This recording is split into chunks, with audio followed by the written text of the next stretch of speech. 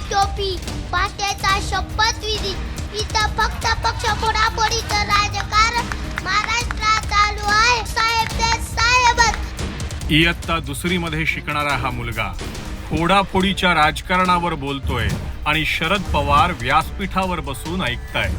ज्या वयात मुलांनी छत्रपती शिवाजी महाराज, लोकमान्य टिळक, शाहू महाराज, बाबासाहेब आंबेडकर यांच्याविषयी भाषणं केली पाहिजेत, त्या वयात ही मुलं राजकारणावर बोलतायत आणि याला जबाबदार आहेत शरद पवार। न कळत्या वयात नको त्या विषयावर भाषण करणाऱ्या या मुलाच्या आई-वडिलांना खडे बोल सुनावण्याऐवजी शरद पवार त्याला दाद देतायत। आजपर्यंत जे फोडाफोडीचं, जातीपातीचं राजकारण शरद पवारांनी केलं, आता हेच बाळकडू ते लहान मुलांना पाजताय। कारण शरद पवारांना हवीये फक्त सत्ता।